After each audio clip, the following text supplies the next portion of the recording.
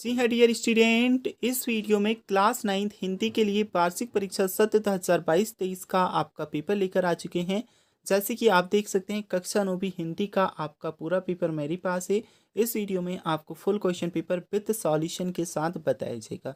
अगर आप इस क्वेश्चन पेपर को आपके एग्जाम से पहले तैयार कर लोगे तो गारंटी देता हूँ आपका एक भी नंबर कम नहीं होगा और फुल मार्क्स आप अपने एग्जाम में लेकर आओगे। चलिए प्रत्येक क्वेश्चन आपको बताते हैं, साथ में आंसर भी बताएंगे। क्लास 9 हिंदी के लिए आपका पूरा पेपर मेरे पास है। इस वीडियो में आपको क्वेश्चन और साथ साथ में आंसर भी बताया जाएगा। ओके, तो बच्चों यहाँ पर कुछ इंस्ट्रक्शन वगैरह भी आपको देखने को मिलेंगे, ये भी देख लीजिएगा। और इसके नीचे कोड और सभी चीज़ें आपकी डली हैं, क्योंकि क्लास 9 हिंदी के लिए आपका असली पेपर मेरे पास है। इसमें आपको क्वेश्चन और साथ साथ में आंसर वार्षिक परीक्षा के लिए आपको बताया जाएगा। ओके, तो जैसे कि देख सकते हैं फर्स्ट ऑफ ऑल सबसे पहले आपको सही विकल्प देखने को मिलेंगे। ओके, ये हम इनके आंसर देखें इससे पहले आपने वीडियो को लाइक कर चैनल को सब्सक्राइब कर लेना है, जिससे आपको सभी वीडियोस की नोटिफिकेशन जल्दी से जल्दी मिल जाए। अब देखिए पहला प्रश्न कुछ इस प्रकार से पूछा गया है, आदिकाल की समय सीमा है। 4 ऑप्शंस आपको दिए हैं और जो आदिकाल की समय सीमा है वह है सन 993 से 1318, मतलब ऑप्शन आ सही उत्तर है।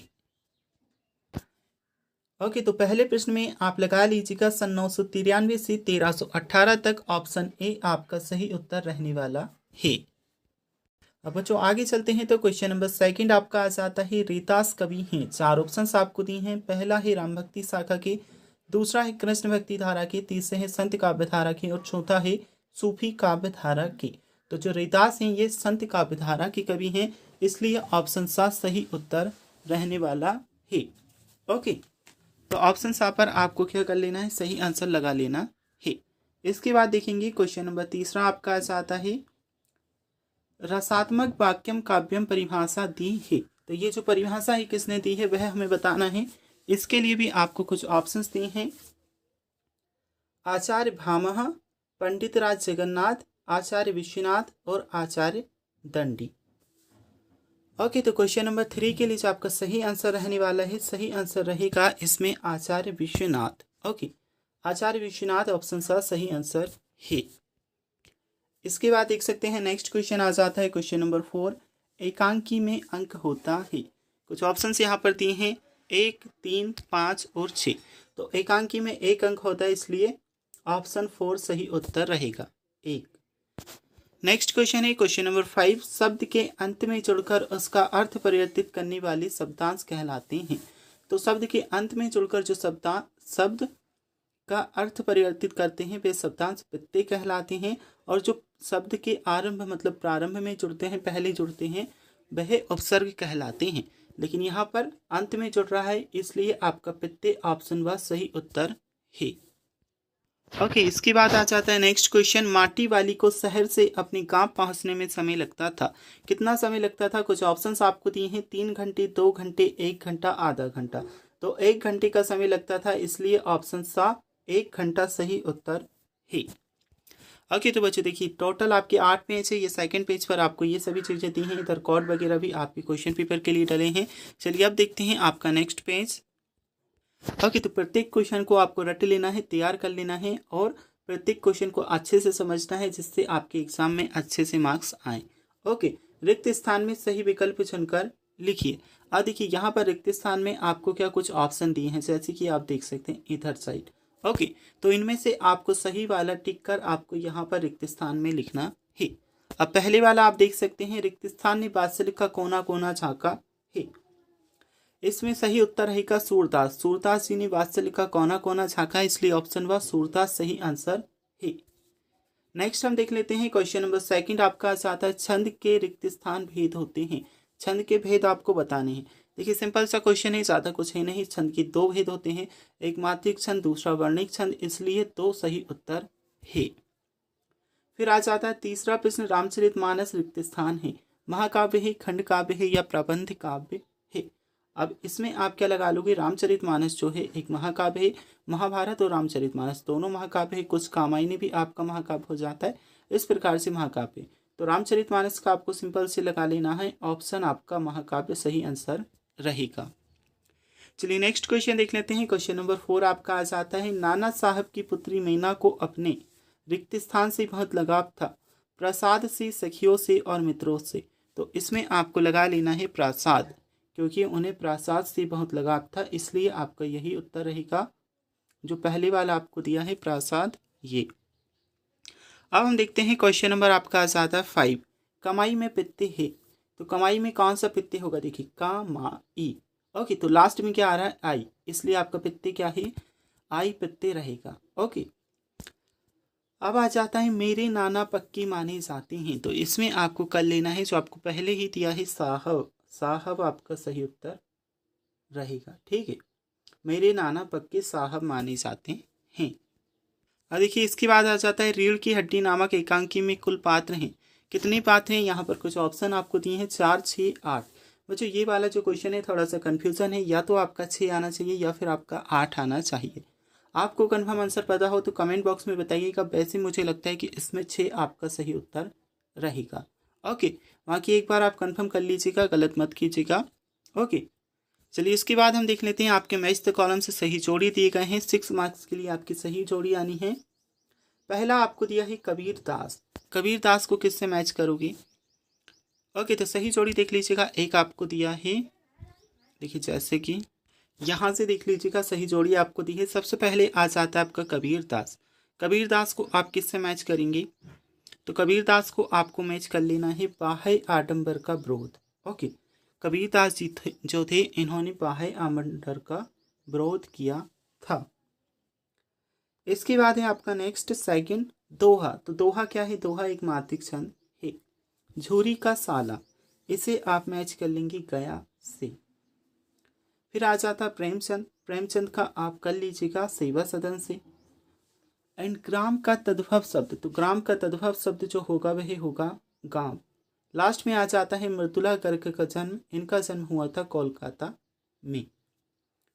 ओके, तो ये है मैच द कॉलम से सही जोड़ी। ओके, अब आ जाते हैं क्वेश्चन नंबर 4। एक वाक्य में उत्तर देने हैं। पहला प्रश्न आपसे पूछा है, वह तोड़ती पत्थर कविता किस कवि ने लिखी है? तो पहले आप ऐसे ही समझ लीजिए, फिर मैं आपको इनके लिखित आंसर बताता हूँ। ओके, तो ये लिखी है सूर्यकांत त्रिपाठी निराला ने। इसके बाद आ जाता है सेकेंड क्वेश्चन, मेघ के आगमन की सूचना देने आगे आगे कौन प्रसन्नता पूर्वक चल रही है? तो इसमें आपका आ जाएगा बयार हवा, जिसे हम कहते हैं। चलिए पहले मैं आपको इन प्रश्नों के उत्तर बता देता हूँ। ओके बच्चे, ये जो एक शब्द एक वाक्य में आपको उत्तर देने, तो पहले वाले में आप क्या लिखोगे? सूर्यकांत त्रिपाठी निराला आपका उत्तर रहेगा। और दूसरा जो आपको दिया है, इसका उत्तर रहेगा बयार हवा, ठीक है। इसके बाद देखिए तीसरा प्रश्न भी मैं आपको बता दूं। तीसरे प्रश्न का जो उत्तर रहने वाला है रूपक अलंकार रहेगा। चौथे में आपको रामचरितमानस उत्तर रहने वाला है। पांचवी का उत्तर रहेगा तुलसीदास। छठे में आपका आना है निपात। और सातवें में आएगा माटा खान से। ओके, ठीक है। तो ये क्वेश्चन क्लियर, एक बार फिर से समझ लीजिएगा। पहले वाले में आपका उत्तर आना था क्या? सूर्यकांत त्रिपाठी निराला, जो मैंने आपको अभी बताया। सेकंड में बयार हवा आपका उत्तर था। तीसरे में सुभद्रा कुमारी चौहान महादेवी वर्मा से बड़ी थी। ओके बच्चों, थोड़ा सा कंफ्यूजन हुआ है, ये आपके सत्य असत्य हैं। इससे पहले वाले हम देखते हैं। ओके, तो ये हैं आपके एक वाक्य एक शब्द में जो उत्तर लिखने हैं। पहले वाले में आपका आना था सूर्यकांत त्रिपाठी निराला। दूसरे में आपका उत्तर है बयार हवा। तीसरे में आपको बताया था रूपक अलंकार। चौथे में रामचरितमानस। हिंदी साहित्य के उपन्यास सम्राट का नाम लिखिए, तो इसमें आपका तुलसीदास आना है। और जो आपका छठा है निपात, इसमें आप लिख लीजिएगा निपात। सातवें में आपका आना है माटा खान से। ओके, तो ये पहले भी मैंने आपको दिखाए हैं, एक बार फिर से देख लीजिए, यहाँ से अच्छे से नोट कर लीजिएगा। चलिए अब यहाँ से हम आपके सत्य सत्य देख लेते हैं। सूरसागर भक्ति काल की रचना है। अब इसमें आपको सत्य सत्य बताना है, मतलब सही है या गलत। तो पहले वाला आ जाएगा सही, क्योंकि सूरसागर जो है भक्ति काल की ही रचना है, इसलिए इसमें आपको सत्य कर लीजिएगा, ठीक है, सत्य लिख लीजिएगा ऐसे करके। अब आ जाता है सेकंड, कविता का आंतरिक रूप ले है। तो इसमें आपको क्या करना है? असत्य करना है। फिर आ जाता है तीसरा, सुभद्रा कुमारी चौहान महादेवी वर्मा से बड़ी थी। इसमें क्या करोगे? सत्य आपको लिखना है। फिर आ जाता है चौथा, शब्द के आगे जुड़ने वाले शब्दांश उपसर्ग कहलाते हैं। तो चौथे वाला भी आपका क्या होगा? सही होगा। फिर पांचवा है, छक्के छुड़ाना मुहावरे का अर्थ हरा देना है, तो ये क्या रहेगा, ये भी आपका सही है, सत्य है। लेखिका ने अपनी नानी से अनेक कहानियां सुनी थी, इसमें आपको असत्य लगाना है। ओके, तो सिंपल सी चीज़ है, जो आपका सेकंड क्वेश्चन दिया है, सेकंड आपका असत्य रहेगा, और जो आपको लास्ट दिया है ये आपका असत्य है। बाकी सभी आपके क्या हैं, सही हैं। अब देखिए इसके बाद में 2 मार्क्स के कुछ प्रश्न आपको दिए हैं। पहले प्रश्न देख लीजिए, फिर मैं इन प्रश्नों के आंसर आपको बताता हूँ। तो प्रश्न क्रमांक 6 दिया है, वीरगाथा काल की 2 विशेषताएं लिखिए। अथवा में आपका प्रश्न है, भक्ति काल के प्रमुख 2 कवियों के नाम व उनकी एक एक रचनाएं हमें बतानी हैं। ये देखिए यहाँ पर प्रश्न क्रमांक 6 के लिए आपको उत्तर देखने को मिल जाएगा। वीरगाथा काल की प्रमुख विशेषताएं, साहित्य का एकांकी विकास हुआ, वीर काव्यों की प्रबंध तथा मुक्तक दोनों रूपों में रचनाएं हुई। फिर 6 के जो अथवा में आपको क्वेश्चन दिया है, 2 प्रमुख कवि और कवियों की रचनाएं बतानी है। तो कबीरदास और रैदास भक्ति काल के 2 प्रमुख कवि हैं और इनकी रचनाएं भी लिखी हैं, बीजक और वाणी। अब इसके बाद क्वेश्चन नंबर 7 आ जाता है, कबीरदास की भाव सौंदर्य की 2 विशेषताएं बतानी है और माखनलाल चतुर्वेदी की कला पक्ष की 2 विशेषताएं बतानी हैं। ये देख सकते हैं बच्चों, क्वेश्चन नंबर 7 के लिए आपका उत्तर रहने वाला है, अथवा वाले प्रश्न का आपका उत्तर है, चतुर्वेदी जी की रचनाओं में प्रवृत्तियां प्रायः स्पष्ट और निश्चित है। यहाँ से लेकर तो आपको उत्तर कर लेना है, प्रवृत्तियां स्पष्ट परिलक्षित होती हैं। नेक्स्ट क्वेश्चन नंबर 8 आपका आ जाता है, ब्रजभूमि के प्रति कवि का प्रेम किन किन रूपों में अभिव्यक्त हुआ है और अर्धरात्रि में कोयल की चीख से कवि का क्या अंदेशा है। ये प्रश्न क्रमांक 8 के लिए आपका उत्तर रहने वाला है, कवि को ब्रजभूमि से गहरा प्रेम है, वे इस जन्म में नहीं अगले जन्म में भी ब्रजभूमि का वासी बने रहना चाहता है। यहाँ से लेकर तो आपको ये पूरा क्वेश्चन आपको नोट कर लेना है इधर तक, ठीक है, न्यौछावर करने को भी तैयार हैं। इसके बाद अथवा में जो आपको प्रश्न दिया है, इसके लिए देख लीजिएगा, आधी रात में कोकिला की चीख से कवि को यह आशंका होती है कि कोकिला को किसी प्रकार का कष्ट है। कवि को लगता है कि वह किसी डाकू की कैद में है जो कि उसे पेट भर खाने को नहीं देता, उसे तरह तरह की मानसिक तथा शारीरिक यातनाओं को सहना पड़ता है। देखिए अब प्रश्न क्रमांक 9 आपसे पूछा है, ये ग्रामर सेक्शन से कुछ प्रश्न आपके हैं। अलंकार की परिभाषा आपको बतानी है, रस के प्रकार एवं उनके स्थायी भाव लिखने हैं। यहाँ पर देखिए अलंकार की परिभाषा दी है, काव्य की शोभा बढ़ाने वाले शब्दों को अलंकार कहते हैं। नीचे उदाहरण भी आपको बताया है, चारू चंद की चंचल किरणें। एंड फिर क्वेश्चन नंबर 9 की अथवा में जो आपको प्रश्न दिया है, रस के भेद बताने हैं, स्थायी भाव भी बताना है। तो यहाँ पर भेद प्रकार सभी चीज़ें लिखी हैं, देख लीजिएगा। ओके, तो टोटल 10 प्रकार के रस यहाँ पर बताए हैं और उनके स्थायी भाव भी हैं। अब देखिए क्वेश्चन नंबर 10 आ जाता है, हास्य रस की परिभाषा उदाहरण सहित बतानी है। अथवा में आपका एक प्रश्न है, वात्सल्य रस की परिभाषा उदाहरण सहित लिखिए। ये देख सकते हैं प्रश्न क्रमांक 10 में जो हास्य रस की परिभाषा आपसे पूछी है, यहाँ से समझ लीजिएगा। हास्य रस का स्थायी भाव हास है, किसी व्यक्ति के विकृत रूप, आकार, वेशभूषा आदि को देखकर हृदय में जो विनोद का भाव उत्पन्न होता है वही हास कहलाता है। यही हास नामक स्थायी भाव जब विभाव, अनुभाव और संचारी भावों से पुष्ट होता है तब हास्य रस की निष्पत्ति होती है। फिर अथवा में आपसे वात्सल्य रस की परिभाषा पूछी है, तो ये लिखा है यहाँ पर देख लीजिएगा। ओके, यहाँ तक आपका आंसर रहेगा। क्वेश्चन नंबर 11 आपका आता है, एकांकी एवं नाटक में कोई 2 अंतर पूछे गए हैं और कहानी एवं उपन्यास में कोई 2 अंतर पूछे हैं। ये देख सकते हैं नाटक और एकांकी में अंतर आपको दिए हैं। नाटक में अनेक अंक होते हैं एवं एकांकी में 1 अंक होता है। नाटक की कथानक में फैलाव और विस्तार होता है जबकि एकांकी के कथानक में घनत्व रहता है। इसके नीचे कहानी और उपन्यास में अंतर दिए गए हैं। कहानी का कथानक संक्षिप्त किंतु उपन्यास का कथानक विस्तृत रहता है। कहानी में पात्र संख्या कम परंतु उपन्यास में पात्र संख्या अधिक रहती है। अब प्रश्न क्रमांक 12 आ जाता है, महादेवी वर्मा की भाषा शैली की कोई 2 विशेषताएं बतानी है।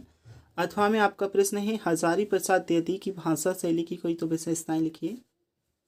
फिर है प्रश्न क्रमांक 13, छोटी बच्ची का बेलों के प्रति प्रेम क्यों मनाया। अथवा में आपका प्रश्न है, क्वेश्चन नंबर 14 आपको दिया है, 14 के अथवा में भी प्रश्न है। ओके, इसके बाद प्रश्न क्रमांक 15 आपको देखने को मिल जाता है। प्रश्न क्रमांक 15 के अथवा में प्रश्न है भूख मीठी की भोजन मीठा से क्या अभिप्राय है। प्रश्न क्रमांक 16 आपको दिया है दोहा छंद की परिभाषा उदाहरण सहित बतानी है और चौपाई छंद की परिभाषा उदाहरण सहित लिखनी है। ये देख सकते हैं प्रश्न क्रमांक 12 के लिए आपका उत्तर है। ठीक है, इसके बाद हम देखेंगे तो प्रश्न क्रमांक 12 की चौथा में प्रश्न इसके लिए है उनकी भाषा शुद्ध खड़ी बोली है, यहाँ से लेकर तो कलेजे का प्रांजल और प्रभा भरा है। इसके बाद प्रश्न क्रमांक 13 के लिए है छोटी बच्ची की माँ वाला जो आपका प्रश्न है, इसके लिए आंसर देख लीजिएगा। एंड इसके अथवा में जो आपको प्रश्न दिया है मीना की अंतिम इच्छा, इसके लिए भी आपका उत्तर है। फिर आ जाता है प्रश्न जो संधि किसे कहते हैं, तो दो वर्णों के परस्पर मेल को संधि कहते हैं। ये पूरी डिटेल में परिभाषा आपको बताई गई है। साथ में प्रकार भी लिखे हैं, स्वर संधि, व्यंजन संधि, विसर्ग संधि। और इसके नीचे आ जाता है प्रश्न क्रमांक 15 शिक्षा बच्चों का जनसिद्ध अधिकार है, यहाँ से लेकर तो आपको कर लेना है नीचे तक। ठीक है, तो इधर तक आपका उत्तर है। अब देख सकते हैं 16वें प्रश्न के अथवा में आपका उत्तर आ जाता है, ये आपका उत्तर रहेगा। उदाहरण भी दिया है तो ये भी कर लीजिएगा। ओके, तो बच्चों कुछ इस प्रकार से ये आपका मॉडल क्वेश्चन पेपर है क्लास 9 हिंदी के लिए। इस क्वेश्चन पेपर को आप आपके एग्ज़ाम के लिए तैयार कर लीजिएगा, ये आपके एग्ज़ाम में आपको बहुत ज़्यादा हेल्प करेगा। ओके, और साथ में क्लास 9 के लिए कुछ और भी मॉडल पेपर्स की वीडियो अपलोड की हैं, तो उन्हें भी जाकर आप देख सकते हैं। सभी सब्जेक्ट के लिए आपके लिए वीडियोस अपलोड करती हैं, तो एक बार उन्हें जाकर भी देखिएगा। उन वीडियोस का लिंक आपको डिस्क्रिप्शन बॉक्स में मिल जाएगा।